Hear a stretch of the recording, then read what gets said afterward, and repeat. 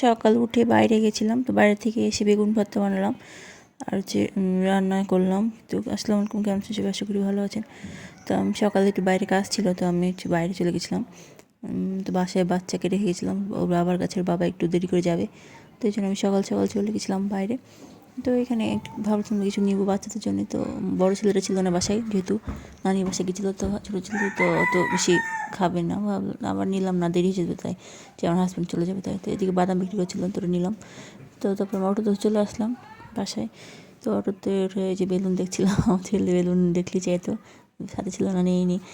তো যখনই আসে তখন নেয় একটা করে, বাসায় একটা ছিল, তো এই জন্য নেওয়া হলো না। তারপর আমি চলে যাচ্ছিলাম বাসা থেকে, যেখানে গেছিলাম লক্ষ্মীপুর, ওখানে খুব কাছে। তো আসার সময় ফুলকপি নিয়ে আসলাম ওখানে বাজারে, আর কাঁচামরিচ নিয়ে আসলাম বাজার থেকে। তো এসে দেখছি যে আমার হাজব্যান্ড উঠেছে আর আমার ছেলেটা উঠেছে। তো সকালে নাস্তা খায়নি, তো আমি এসে ওদের জন্য নাস্তা বানালাম।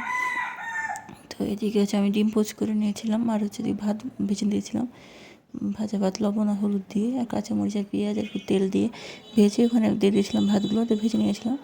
তো তারপরে সবাইকে দিয়ে দিলাম খেতে, আমার ছোটো ছেলেটাকে আর আমার হাজব্যান্ডকে খেতে দিলাম। তারপরে দুপুরে ভাবলাম যে কী করবো, তো দেখি ফ্রিজে দুটো বেগুন ছিল, তো বেগুনগুলো ভর্তা করে নেবো। আর আগের কিছু তরকারি ছিল, যেহেতু আমি বাইরে যাবো, ওই জন্য রান্না করে রেখেছিলাম আগেই, মানে গতকাল বেশি করে রান্না করেছিলাম, ওগুলো আমরা গরম করে খাবো। তো এদিকে আমি বেগুনটা পুরাতে দিলাম, বেগুনটা মাঝখান থেকে কেটে দিয়েছিলাম যেন তাড়াতাড়ি সিদ্ধ হবে। তো এদিকে আমি ভাঙা কড়াই বা পুরনো কড়াইতে দিয়েছিলাম, কালো কড়াইতে আমাদের আগে। তো ওখানে আমি উল্টে বেগুনগুলো পুড়িয়ে নিচ্ছি, এভাবে উল্টে হাত দিয়ে। তো এভাবে পুরালে একটু ভালো হয়, বেশি ভালো হয় পুড়ে, আর ভিতরে সিদ্ধও হয়। তারপরে হচ্ছে আমি চা বানাচ্ছিলাম এদিকে, আমার হাজব্যান্ড তো নাস্তা করার পর চা খেতে চাইলো, তাহলে আমি চা বানিয়ে দিলাম, দুধ চা বানিয়ে দিয়েছিলাম, দুধের মধ্যে চা পাতা দিয়ে দিলাম, দিয়ে ফুটিয়ে নামিয়ে নিলাম। তো এদিকে আমার বাসায় 3 জন ছিলাম মাত্র, ছোটো ছেলে ছিল আর আমি আর হাজব্যান্ড, 3 জনে ছিলাম, 3 জায়গায় করেছিলাম। ছোটো ছেলেটা বাটিতে দিয়েছিলাম, যেন ঠান্ডা হবে, তা খেয়ে নিতে পারবে। তারপরে কালকে তরকারিগুলো আমি গরম করে নিয়েছিলাম, এদিকে শিম ভাজি ছিল আর একটু মাংসের তরকারি ছিল, তো ওগুলোকে আমি গরম করে দিচ্ছিলাম।